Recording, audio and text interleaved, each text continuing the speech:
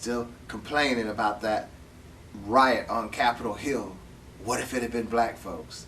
Yeah, man, I know I took that position in the last program just to make a point. There would have been stacks and stacks of black bodies had they been black folks, okay? But we need to give that a rest, okay? Because that situation at the Capitol with the riot and all that stuff, it wasn't about us. I mean, we caused it. We voted. We caused that entire situation. But it's not about us. We're not in it. Yeah, what we're in the middle of. Normally, Blue Lives Matter, and Black Lives Matter, or terrorist organizations, all that rhetoric and all. At a particular time, this isn't about black folks, okay?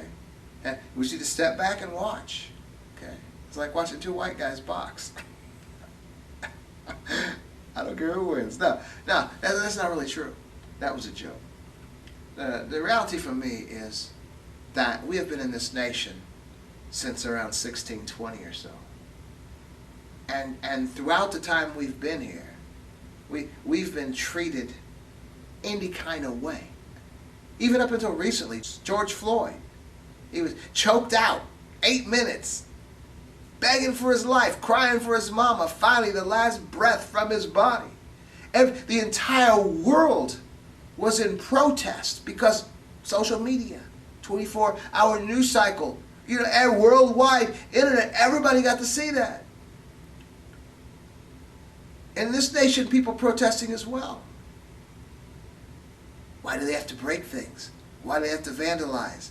This man's life was lost. Now, many of these people are supposed to be pro-life. Oh, don't abort those little fetuses because they're life. Well, what was George Floyd? He was life. See, these are not pro-choice people. These are not pro-life people. These are opportunists.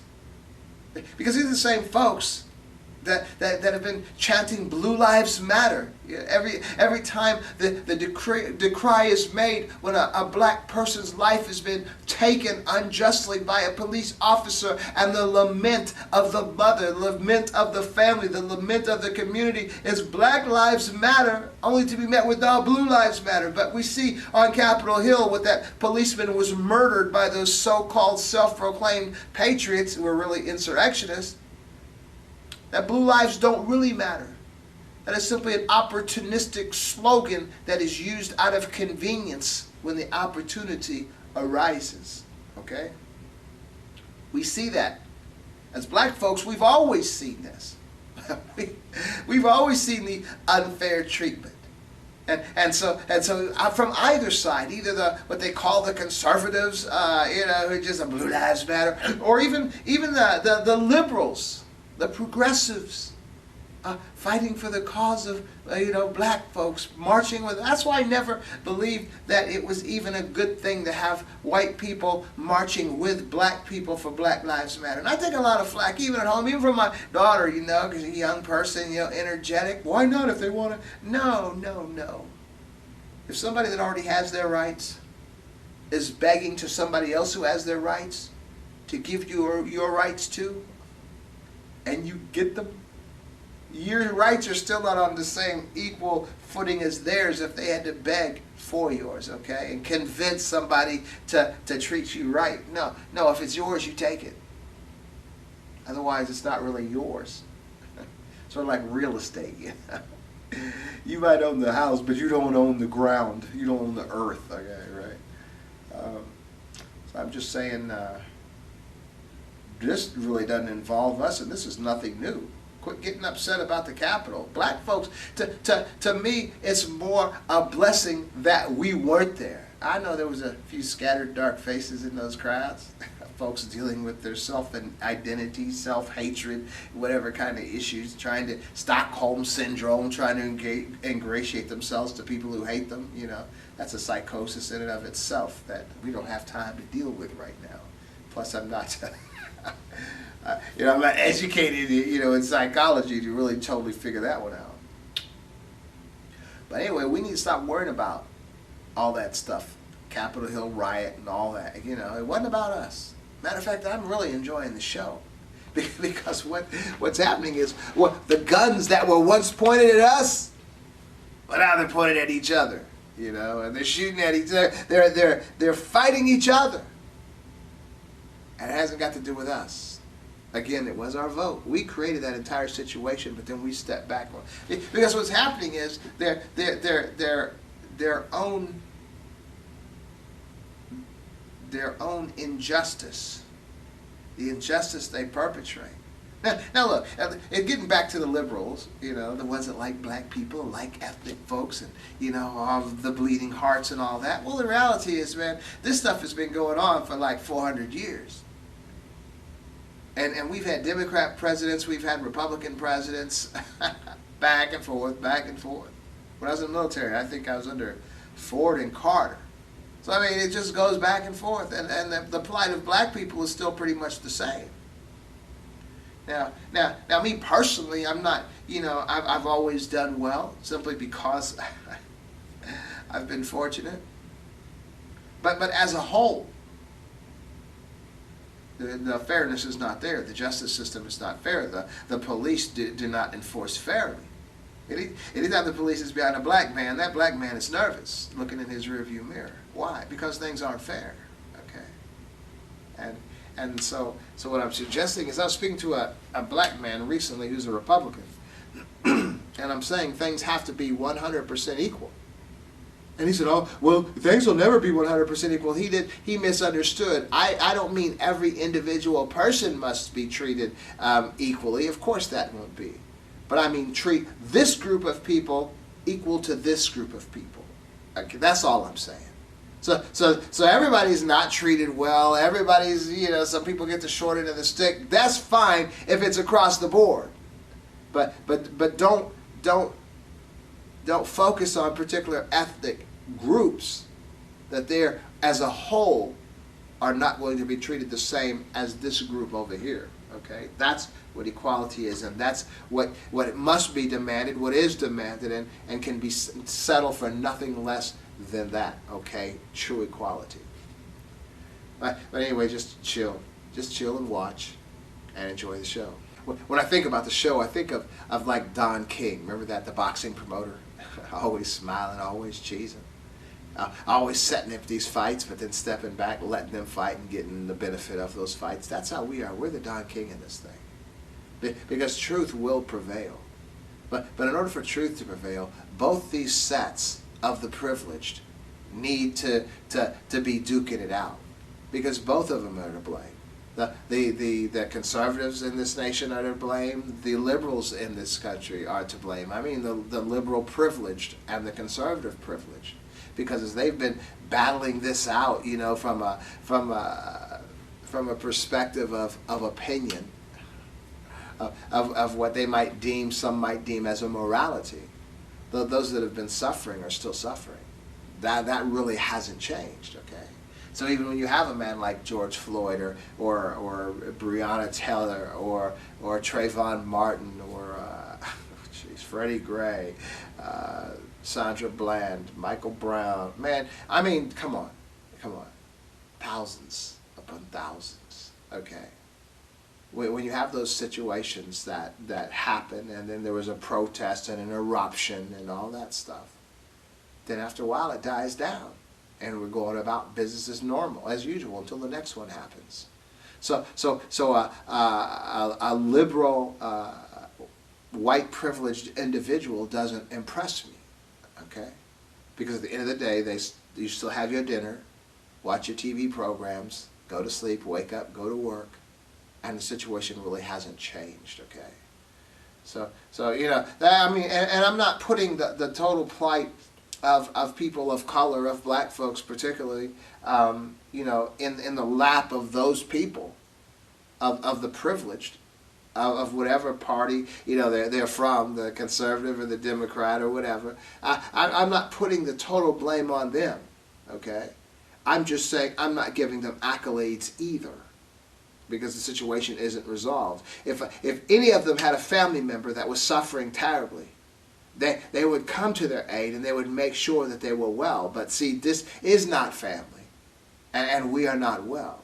Okay, But that's them. That's even a human condition, is to be more concerned for people like yourself. That's called privilege. That's what privilege is. It's not even a conscious effort. It's how you respond on a subconscious level. The enthusiasm you have to free a people, or the empathy that you have for a suffering person. Okay, and to the extent of determines the privilege. See, privilege is a situation of an individual. I'm going to do well for that person because they're white. That's not a conscious decision. The white privilege is a subconscious comfortableness an individual has with people who are like them. That's why when you confront them with the privilege, they're going to deny it because it's not a conscious effort. It's who you feel more comfortable with. And who you're giving a break to simply because you have that subconscious comfortable feeling, okay? And so that goes on both sides. Individuals are born into that privilege. They're born into that privilege. They're raised in that privilege without even realizing it. That's simply who they are. And other things have happened. Even our school system has promoted that white privilege. Even in our stories, I was sharing some Black history recently that most people are not aware of, about a man named Vicente Guerrero. He was a president of Mexico in the early 1800s. He was black. They call it Afro-Mexican. He was the black president of Mexico. 1829, he outlawed slavery in Mexico. A little bit ahead of us. And so then we have the Alamo. Oh man, we love the Alamo. Oh, they were heroes. Davy Crockett, Jim Bowie, Sam Houston. All those guys, heroes. That's what we were taught. Remember the Alamo. They fought off the Mexicans and all. Do you know what the Alamo was about? The Alamo was a criminal enterprise bent on working slaves on Mexican soil after Mexico had outlawed slavery. This black president, Vicente Guerrero. Santa Anna, General Santa Anna, given the task of removing this criminal organization off of Mexican soil, that's what the Battle of the Alamo was about. Davy Crockett, Jim Bowie, Sam Houston, those were criminals. Santa Anna was the hero. Santa Anna was the good guy. So understand that. So this is just one piece of history that we will erase all of our lives. Remember the Alamo. These heroes valiantly fought to defend this little fortress and all this stuff. Those were criminals. But they were painted as heroes.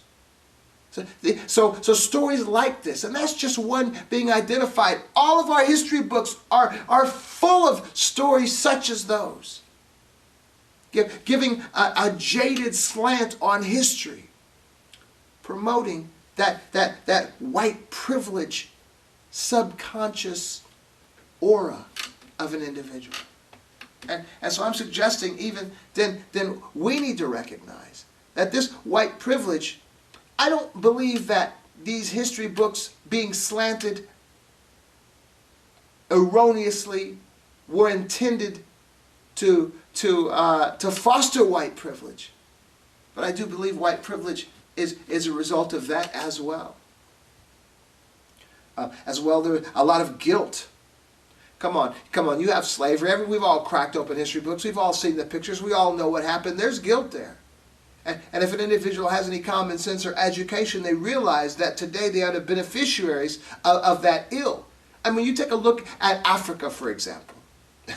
And you look at all the natural resources that come out of Africa, whether it be diamonds, whether it be oil, just all of the natural resources, and Africa was colonized and divided up between European folks,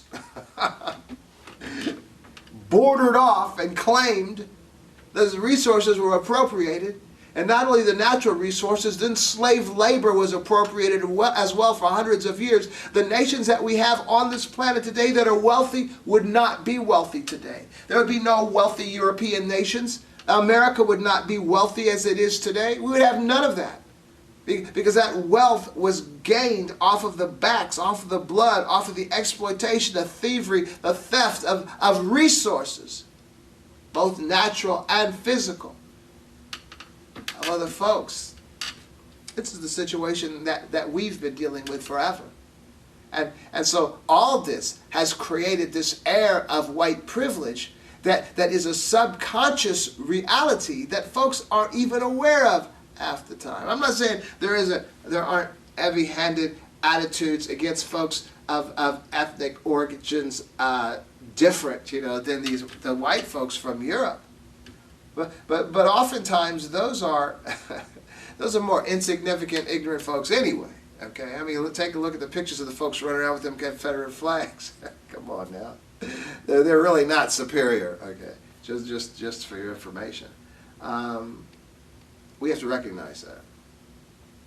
So they're going through this little turmoil right now. All these lies, this subconscious privilege. So for example, let me give you another example. Okay, the police, the Blue Lives Matter thing. Okay, that was an issue of white privilege. I know there are black cops, brown cops, Asian cops. I mean, of all that, but the idea were the white cops killing black people. Okay, Blue Lives Matter.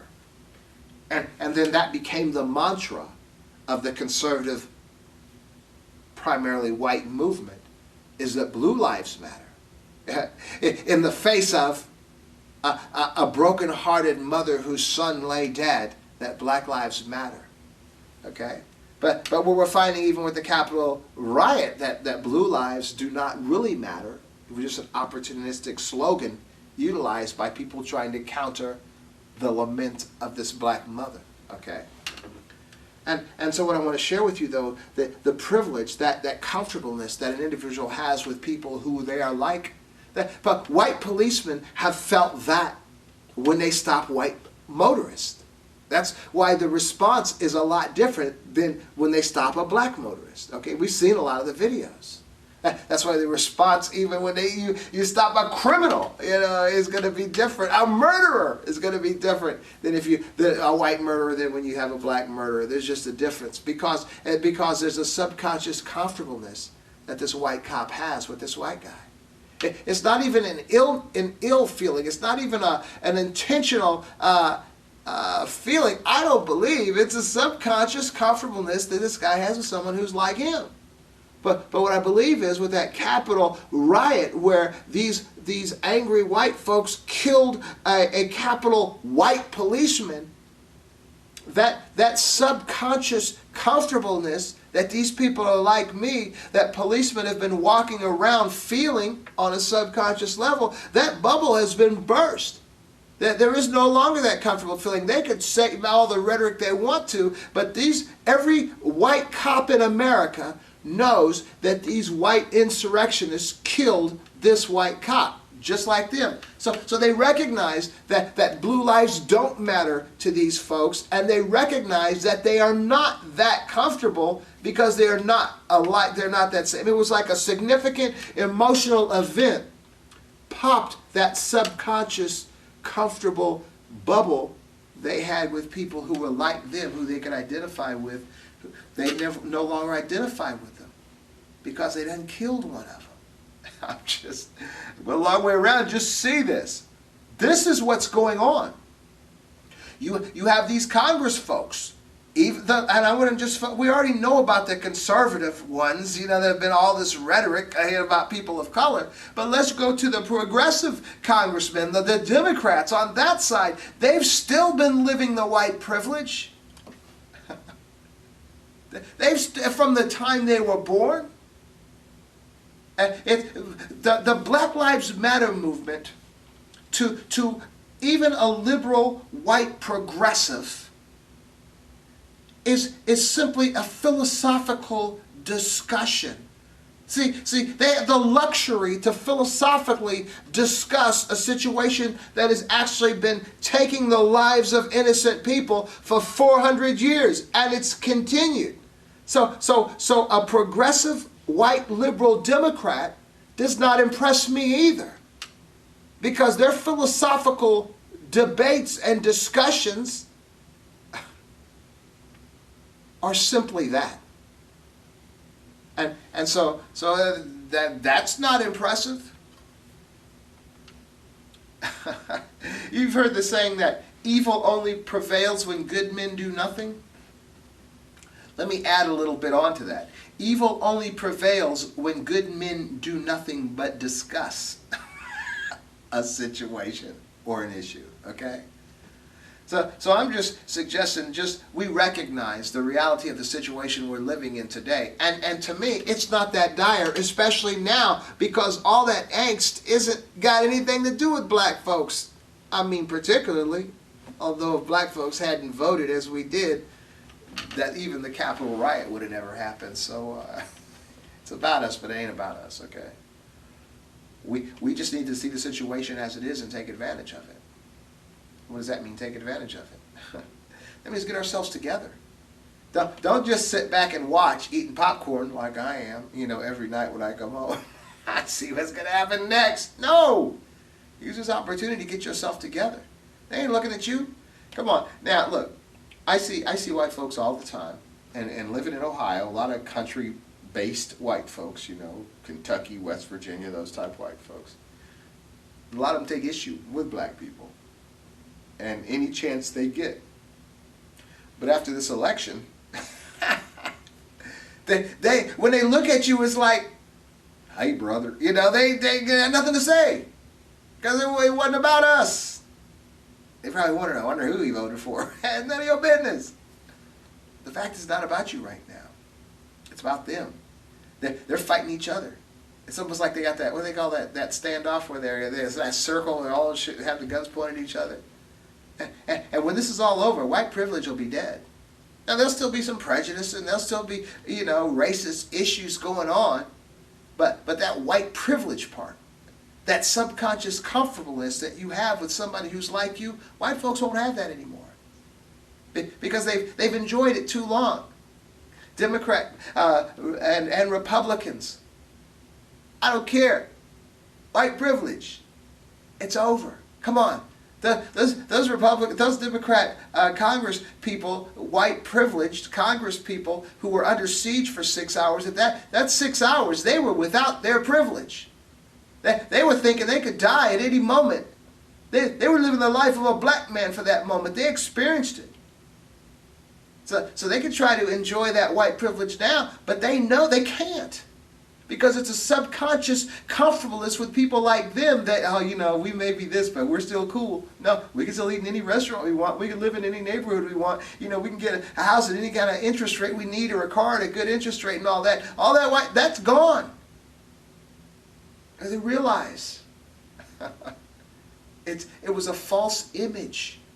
Something that black folks realized a long time ago. We don't trust them.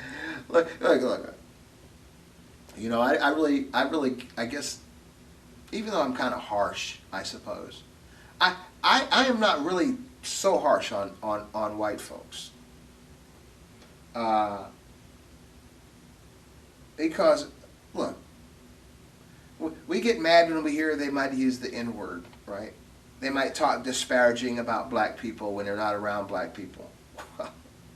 What black people don't talk disparaging about white people all the time? Okay. Folks, get kind of irritated because, white people kind of don't like black people. That's how black people feel, right? What do black people really like white people? I'm just saying, I don't know if white people realize sometimes, that black people probably don't like them more than the white people don't like black people. Because that really hasn't been an issue. Because black people really haven't been in a position of power to really that it really made matter. But I'm just saying, why would a white person think black people like them? Given our history, given what we know. I think what happened with Martin Luther King Jr. and trying to eat at the lunch tables with white folks, and trying to make sure there was only one drinking fountain and one bathroom, and trying to end the segregation. And while they're trying to love fight hate with love and nonviolence and getting pummeled and beat up simply so I could eat lunch with you, that folks got the impression that they liked you. It really wasn't that. That was the strategy at the time. You have to understand the strategy. The strategy wasn't for you just to feel so bad because you beat me up because I just want to eat lunch with you. The strategy was that the entire world was going to see these pictures of how evil you are, and you were going to get the wrath of the world. This is a nation that had this moral high ground, was walking into other nations, telling them to treat their citizens better, treat this better, and all this. This was the nation of the moral high ground. We're going to go into Vietnam because the people are not being treated right. We're going to fight Korea because the people aren't being treated right. We're going to fight in Europe because the people aren't being treated right. We've got this moral high ground going on. Yet in our own nation, we are heavy-handedly murdering, mistreating, oppressing black citizens, within this nation. That whole thing about getting hit and not fighting back, it wasn't about love. It was about the entire world getting to see what's going on. When that picture, and we've all seen it, with that police officer that's holding that young black boy and that dog is pulling on his sweater, or when they're using the hoses on those kids, those boys and girls, and knocking them over, or Martin Luther walking across that Edmund Pettus Bridge and getting beat up, or all the marches and all that stuff. It wasn't about, because we just love you and we want. No, it was about the entire world was going to get to see the evil, and the world pressure was going to be put on the United States to change. That's what all that was about. For real. And if there's any other way, Martin Luther King Jr. was a wise man. But he was a man that saw that armed conflict was not going to win the war for black folks in this nation. That whole, protesting without, responding violence to violence, that was simply a strategy, the only strategy available that was going to work, okay? And I have to throw in there, if it wasn't for the Black Panthers and Malcolm X and a lot of the rough brothers, a lot of the veterans coming back from World War II, from Korea, from Vietnam, with expertise in explosives and weapons and strategies, and at the same time Fidel Castro overthrowing his corrupt Batista government, at the same time African nations, with the help of Cuba as well, were overthrowing their colonizers. Come on now. The United States bowed to the pressure of Martin Luther King's strategy in lieu of having to deal with some rough brothers. But as well, don't be fooled into thinking that black people simply just love white people. Just consider with some common sense the history of black people in this nation and what black folks have had to face in the workplace, in the justice system, from law enforcement, just from regular folks spewing their hateful rhetoric. Do you think black folks really love white folks? Come on now. Common sense. Would you? I mean, if come on, should I go further? Can you get it? So that's where black folks are in this nation today. There is no. Why would black folks be responding in love and kindness? What black folks are responding to, as you pick up this love and kindness, and what they're really responding is survival. How do I survive successfully in this environment where there's mistreatment of people who look like me? There's a wisdom there. There's an ability to get along. There's an ability to give the appearance of participation and cooperation for a greater goal. But it's not about love. It's not about like. And there have been too many 100 years in this nation. Use common sense. Do you really think black people in this nation like white people? And I'm not even trying to be harsh, because some of my best friends are white people. They really are. But let's just be real about it. What do you think the level of trust is? And how could it be any different? To me, if black people are still suffering in this nation after 4 centuries, under every kind of political party, periodically, each political party taking their turn, and it's still as it is, nah. So my message to black folks is do what you need to do to survive and to be successful. While they're fighting each other down there in Washington, D.C., and the way it's looking, it might be a while. Let them. Or Biden might be trying to get stuff accomplished. Let them. Whatever's going on down there is not your fight. Your fight is still for your survival, the same situation. Because I guarantee you, once everybody's vaccinated, and once the insurrectionists are prosecuted, I mean, they're not aghast because George Floyd was killed. They're not aghast because Sandra Bland, Trayvon Martin, Michael Brown, Freddie Gray. They're not aghast. They're aghast because they were threatened. So once this stuff is resolved, business as usual. The only difference is, what did you do for yourself while they were preoccupied with each other? When Obama became president, I was on the same program telling folks, get yourself together. Get while the getting is good. 8 years, come on. Whatever you can do, just better your situation. I did it. I had a high school diploma when Obama became president. A couple months by the time he was out, I had an MBA. Whatever it is. Started studying a new language, Arabic.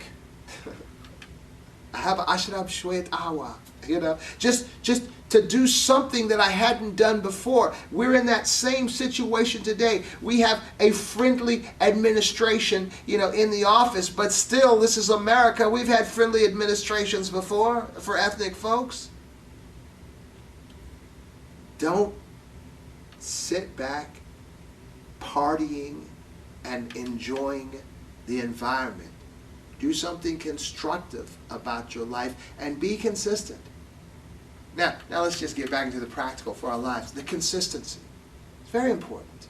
This is why we, as black folks in this nation, hardly ever attain what needs to be attained. We have 2 issues. This is what I teach my kids.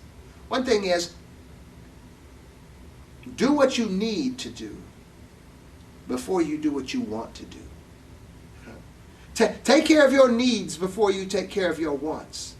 That's why we're always broke, because we spent our money on our wants, having not taken care of our needs. Okay?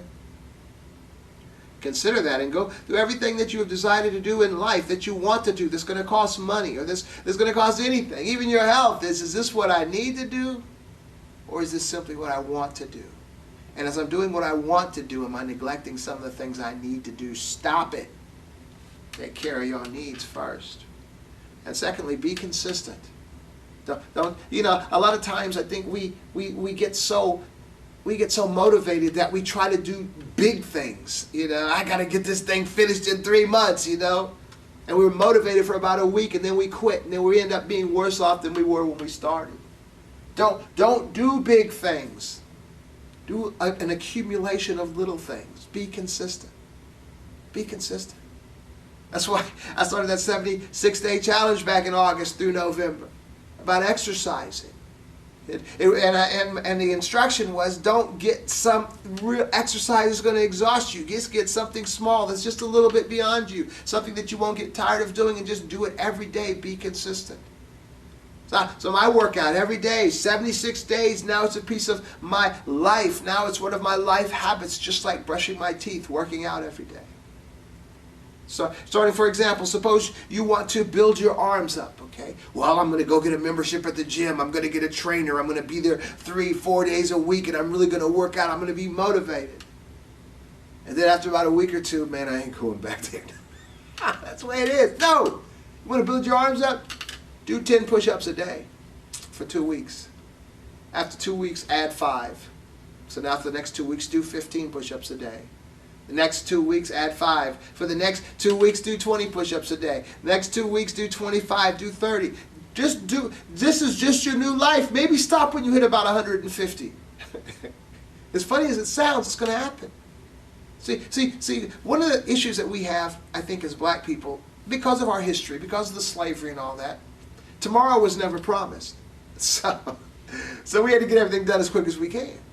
I do believe that Sunday meal at Big Mama's house, or Sunday meal at Sister What's-Her-Name's house, or whatever, when you got everything on that plate, when you got the ham, when you got the turkey, when you got the sweet potatoes, mashed potatoes, the macaroni and cheese, and we got all that spread every Sunday, right? We used to have to do it at my mother-in-law's house before she passed, every Sunday. They're from Georgia. And see, that was my theory, it's my belief, that Sunday habit of eating everything, to the point where if you look how overweight and out of shape we are. We're so jacked up. Go in our churches, because Sunday after church we're going to go over to Sister What's-Her-Name's house and just stuff ourselves silly and not move, go to sleep. Before you know it, look how many of us are so out of shape. Why is that? I believe it's because as slaves, the one day off was Sunday. And so the families would come together and eat. And everybody would bring whatever they had. Some would bring this and some would bring that. Everybody just put it all on the big table and everybody would eat. That was the tradition. Because that was the one day off. Everybody would come together. Everybody just brought whatever they had. And about slavery is you never knew if you were going to be alive the next day or be sold off, or it's a Massa Gilmore's property or whatever. And so now today we still have that habit. Okay, that habit that's killing ourselves. Okay, so we need to stop doing that. We need to start trying to take care of ourselves, start eating right, and turn it into consistency. Turn it into something that we're going to repeat. So it's not like I'm going to go on a diet because I need to lose 150 pounds. No, that's not the way I'm going to eat anymore. And as you simply begin to eat right consistently forever, the weight that you're supposed to lose will be gone. As you begin exercising consistently forever, your heart is going to get strengthened. Your cholesterol level is going to go down. Your high blood pressure is going to be better. Everything, diabetes is not going to be happening. As we begin to do the things we need to do with consistency, okay? So I'm on another 76-day challenge right now. You can find it on Facebook. It's simply for me to, I have added a particular exercise to my routine. As well, I've cut out bread, unless I'm eating a sandwich or something. I'm also committed to every day writing some of my ebooks or the books that I'm writing or transcribing it to Word or whatever. Just this is the way you do it. So I spent 76 days working on my cardio every day. Now I'm spending 76 days working on my arms every day. After this 76 days, I'm going to start working on my gut, doing sit-ups with the same process. And the thing is that when you add a particular exercise to your routine, you're continuing with the previous routine, which is now part of your habit. and it's as simple as that. Okay? This is the way you accomplish goals. See, we're not in that slave mindset, man. We are going to be here tomorrow. We don't have to worry about being sold off or traded off. We don't have to come together and everybody bring every bit of food they have and realize where that tradition came from and recognize we're not in that environment today. It's not necessary. Matter of fact, it's detrimental to our health. Okay? So we have an opportunity. All this stuff is going on in D.C. We have an opportunity to begin cleaning up our own act, getting ourselves together. I'm just suggesting there's no time better than the present. We just need to start now. And so what I'm suggesting is when all that battling is done in D.C., when this particular administration, if they leave office, after 4 years, just make sure that you are new and improved when that time comes. Because when you're healthy, when your finances are looking good, when your life is content, the ills of society affect you less, okay?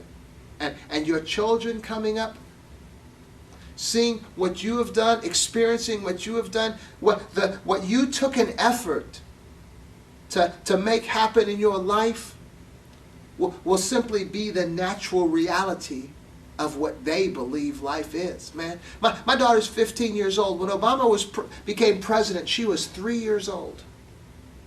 So from age 3 to age 11, all she saw was a black president. See, I didn't have that growing up. I would have never believed there was a black president. But I worked to make this man president. Not because I was political, but because he was a black. If he had been a Republican and wasn't crazy, I would have voted for him too. Because we weren't voting for politics as black people. We were voting as black people for a necessary change. But see, so for me, I had to work to make that black man happen as president. That's all my daughter ever known, is there was a black president. And then we got, the next president, he was kind of harsh, so she got to see that as a comparison. So 15 years old, how does she view politics? How does she view the world? How does she view our society? And the same way here. So all these changes that I'm implementing in my life, to her, it's just a natural reality. And as she improves what is to her then a natural reality, she'll be lifting herself up higher than I am, and her children will come up with her reality and better that. That's how we lift up our generations. But it has to start with us. We can't just sit around and just do nothing and expect that our children and future generations are going to be better. It takes an effort. They say it takes a village. I'm saying it takes a parent, for real. But anyway, I know I've talked your ear off. I'm kind of dry myself right now. I have enjoyed this conversation. I hope you got something out of it. And I want to thank you for joining me and listening. And I want to invite you to listen again. You take care. Bye.